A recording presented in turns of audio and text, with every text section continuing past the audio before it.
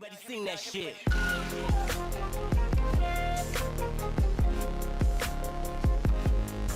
Shit.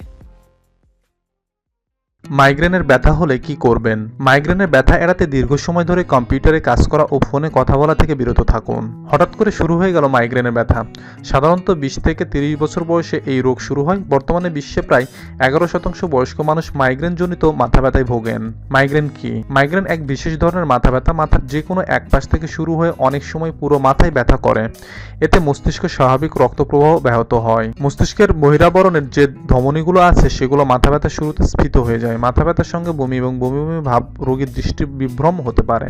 রাজধানী national institute of neuroscience and হাসপাতালের সহকারী অধ্যাপক MS জহুরুল হক চৌধুরী বলেন, সব মাথা ব্যথায় মাইগ্রেন নয়। দৃষ্টি স্বল্পতা, মস্তিষ্কের টিউমার, মাথায় অন্য সমস্যার কারণে মাথা ব্যথা হতে পারে। মাইগ্রেন এক ধরনের প্রাইমারি হেডেক, যা নিয়মিত চিকিৎসার মাধ্যমে নিরাময় সম্ভব।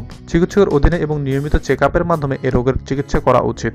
মাইগ্রেনের ব্যথা চোখের কোনো সমস্যার জন্য হয় না। কেন এবং কাদের বেশি হয়? মাইগ্রেন কেন হয় তা পুরোপুরি জানা যায়নি, তবে এটি বংশগত বা অজ্ঞাত কোনো কারণে হতে পারে। এটি সাধারণত পুরুষের চেয়ে নারীদের বেশি হয়। নারীদের ঋতুস্রাবের সময় মাথা ব্যথা বাড়ে। চকলেট, পনির, কফি ইত্যাদি বেশি খাওয়া, জন্মবিরতিকরণ ওষুধ, দুশ্চিন্তা, অতিরিক্ত ভ্রমণ, ব্যায়াম, অনিদ্রা, অনেকক্ষণ টিভি দেখা, দীর্ঘ সময় কম্পিউটারে কাজ করা, মোবাইলে কথা বলা ইত্যাদির কারণে এ রোগ হতে পারে। মানসিক চাপ, দুশ্চিন্তা, কোষ্ঠকাঠিন্য, অতি উজ্জ্বল আলো এই রোগকে বাড়িয়ে দেয়। লক্ষণ: মাথা ব্যথা শুরু হলে তা কয়েক ঘন্টা এমনকি কয়েকদিন পর্যন্ত স্থায়ী হতে পারে। মাথা ব্যথা, বমি বমি ভাব এ রোগের প্রধান লক্ষণ। তবে অতিরিক্ত হাই তোলা, কোনো কাজে মনোযোগ নষ্ট হওয়া, বিরক্তিবোধ করা ইত্যাদি উপসর্গ মাথা ব্যথা শুরুর আগেও হতে পারে। মাথার যে কোনো অংশ থেকে এ ব্যথা শুরু হয়, পরে পুরো মাথায় ছড়িয়ে পড়ে। চোখের পেছনে ব্যথার অনুভূতি তৈরি হতে পারে। শব্দ ও আলো ভালো লাগে না। কখনো কখনো অতিরিক্ত শব্দ ও আলোয় ব্যথা বেড়ে যেতে পারে। যেসব খাবার মাইগ্রেনের সমস্যা প্রতিরোধ করতে সাহায্য করে: ম্যাগনেসিয়াম সমৃদ্ধ খাবার যেমন ঢেঁকি ছাঁটা চালের ভাত, আলু ও বার্লি মাইগ্রেন প্রতিরোধক। বিভিন্ন ফল, বিশেষ করে খেজুর ও ডুমুর ব্যথা উপশম করে।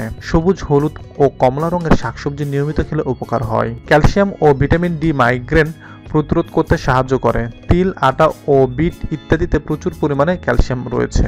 আদার টুকরো বা রস দিনে 2 বার জিঞ্জার পাউডার পানিতে মিশিয়ে খেতে পারেন। কি ধরনের খাবার এড়িয়ে চলবেন?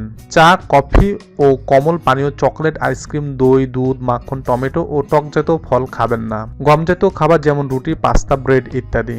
আপেল, কলা ও চীনাবাদাম, পেঁয়াজ। তবে ব্যক্তিভেদে ভিন্ন ভিন্ন খাবারের সমস্যা দেখা দিতে পারে, তাই সবচেয়ে ভালো হয় একটা ডায়েরি রাখা, যাতে আপনি নোট করে রাখতে পারেন কোন কোন খাবার ও কোন কোন পারিপার্শ্বিক ঘটনায় ব্যথা বাড়ছে বা কমছে।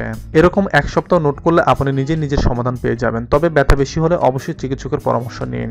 মাইগ্রেন থেকে রেহাই পাওয়ার কিছু উপায়: মাইগ্রেন চিকিৎসায় তাৎক্ষণিক এবং প্রতিরোধক ও ওষুধের পাশাপাশি কিছু নিয়মকানুন মেনে চললে সমস্যা অনেকাংশে কমে যায়। প্রতিদিন নির্দিষ্ট সময়ে ঘুমাতে হবে এবং সেটা হতে হবে পরিমিত। অতিরিক্ত বা কম আলোতে কাজ না করা, কড়া রোদ বা তীব্র ঠান্ডা পরিহার করতে হবে। উচ্চ শব্দ ও কোলাহলপূর্ণ পরিবেশ বেশিক্ষণ না থাকা, বেশি সময় ধরে কম্পিউটারের মনিটর ও টিভির সামনে না থাকা। মাইগ্রেন শুরু হয়ে গেলে প্রচুর পরিমাণে পানি পান করা, বিশেষ করে বমি হয়ে থাকলে বিশ্রাম করা, ঠান্ডা কাপড় মাথায় জড়িয়ে রাখা উচিত। নিয়মিত আপডেট পেতে আমাদের চ্যানেল সাবস্ক্রাইব করুন।